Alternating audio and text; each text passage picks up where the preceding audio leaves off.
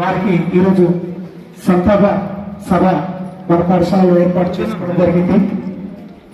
మరి ఎంతో బాధతో ఇక్కడ మనం సమావేశమయ్యాం.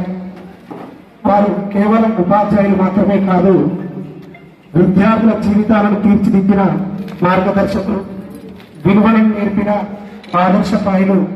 వారి సేవ, అంకిత భావం, విద్యార్థులపై ఉన్న మమకారం ఎప్పటికీ హృదయాల్లో నిలిచిపోతాయి. ఈ విషాద సమయంలో వారి కుటుంబ సభ్యులకు ప్రగాఢ సానుభూతిని తెలియజేస్తూ ఈ దుఃఖాన్ని తట్టుకునే శక్తిని భగవంతుడు వారి కుటుంబానికి ప్రసాదించాలని మనస్ఫూర్తిగా ప్రార్థిస్తూ గౌరవ ఎమ్మెల్యే గారు ఇచ్చేసిన అతిథులందరూ కూడా వారికి పూలతో నివాళులర్పిస్తున్నారు.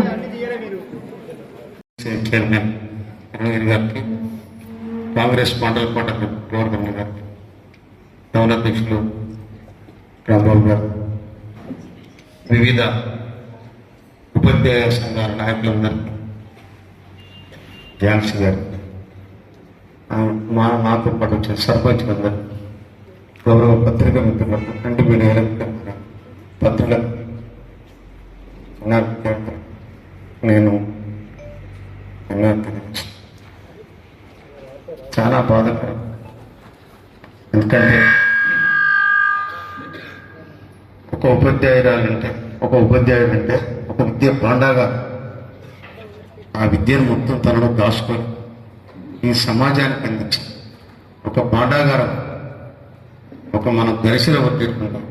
ఆ విధంగా తన జ్ఞానాన్ని సమాజానికి పంచే వృత్తిని ఎంచుకున్న వాళ్ళు.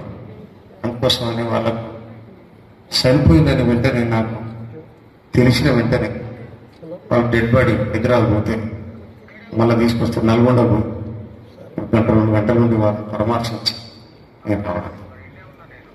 నేను తుంగతుర్తి ఎమ్మెల్యేగా కావచ్చునే, కానీ మనిషికి అభ్యుదయ బాగుంటుంది, ఆదరించే గుణం ఉండాలి ఎవరనగా.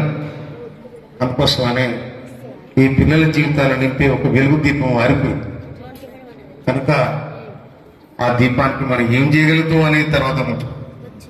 అందుకోసమని నేను ఎంఏ గారికి, డిఓ గారికి కూడా చెప్పాను. నా నియోజకవర్గంలో ఉపాధ్యాయురాలుగా, ఎస్ఓగా, రావులపల్లి హెడ్ మాస్టర్గా, ఇక్కడ కల్పన ఎస్ఓగా, వీళ్ళిద్దరూ స్పాట్ల డెడ్ అయ్యారు. నేను పోయినక్కడికి చాలా నాకు బాధ అనిపించింది. అందుకోసం కనీసం ఎమ్మెల్యేగా నా ధర్మంగా, నా బాధ్యతగా కనీసం వాళ్ళకి సంతాపాన్ని నేను ప్రకటించాలి అనే దాని మీద ఉపాధ్యాయులందరినీ కూడా సాటర్డే నాడు హాఫ్ డే మొత్తం కూడా అందరు పిలిపివని ఎంఓ గారికి, డిఓ గారికి కూడా చెప్పడం జరిగింది. అదే కాకుండా నేను మీ ఫేస్ తీసుకుంటాను, ఫేస్ అటెండ్ ఉంటుంది కదా, అవసరం కూడా ఒక రోజు మొత్తం అది బంద్ చేయమని కూడా డిఓ గారు చెప్పిన. అయితే సాటర్డే నాడు పెట్టుకోండి సార్ అని చెప్పి, సరేలే అయినా కూడా ఆ రోజు నాడు మా రిలేషన్ కూడా సరిపోతే అది వదిలిపెట్టుకొని కూడా నేను నల్గొండకూడదు. ఎందుకంటే ఉపాధ్యాయులు అంటారు, ఉపాధ్యాయ వృత్తి అనేది చాలా పవిత్రమైన వృత్తి. నేను ఎవరిని గౌరవిస్తా, కానీ ఎక్కువ గౌరవించేది నేను ఉపాధ్యాయులనే గౌరవిస్తాను. ఎందుకంటే ఈ సమాజానికి వెలుగు దీపాలు వాళ్ళ తర్వాతనే ఎవరైనా. చదువు అనేది ఉపాధ్యాయులు. భారీగా నువ్వు వ్యవసాయ రంగానికి పోవాలన్నా, ఏ రంగానికి పోవాలన్నా ఈ 4 గోడల మధ్యలో అక్కడ చదువు నేర్పిన తర్వాతనే నేను రకరకాలుగా చెట్టు కొమ్మలైనట్టు ఆ విధంగా ఉపాధ్యాయులు అందించే ఆ జ్ఞానమే నీ